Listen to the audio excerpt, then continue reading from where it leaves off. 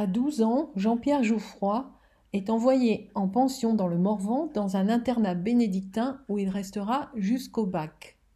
Dans cet établissement, il profite de l'enseignement de l'un des moines qui l'initie aux bases du dessin et de la peinture. Peindre devient pour lui une passion. Mais, dans sa famille bourgeoise et catholique, le métier de peintre n'est pas envisageable. En 1949, Jean-Pierre rentre à Paris et intègre le lycée Henri IV pour obtenir un second baccalauréat en sciences expérimentales.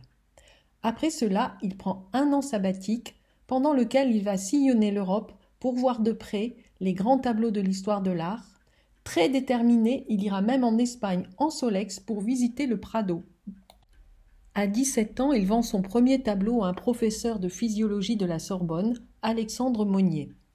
Ensuite, Monnier l'invite à participer à un colloque sur la couleur, pendant lequel il rencontre l'historien d'art Pierre Francastel, qu'il fréquentera régulièrement jusqu'à la mort de celui-ci en 70. Au début des années 50, Jean-Pierre Jouffroy participe à de nombreuses expositions collectives de l'École de Paris à la Galerie Charpentier.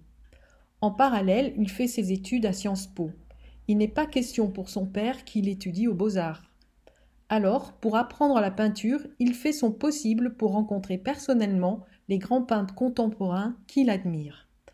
Ainsi, il rencontre Picasso, Jacques Villon, Georges Braque, Fernand Léger, Jean Bazin, Nicolas de Staël, ainsi que Serge Poliakoff, Xavier Longobardi et Roberto Matta, qui deviendront des amis.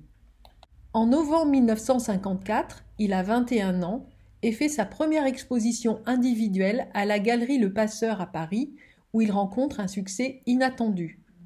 Toujours élève de Sciences Po, l'expression de ses opinions concernant la guerre d'Algérie et le colonialisme lui vaut une note éliminatoire et il sort de l'école non diplômé. Un mal pour un bien, la peinture prend ainsi toute la place dans sa vie. En 1955, c'est l'année de grands bouleversements pour Jean-Pierre Jouffroy. En mars, le suicide de Nicolas de Staël l'affecte beaucoup. En juin, son père le met à la porte parce qu'il persiste à vouloir devenir peintre.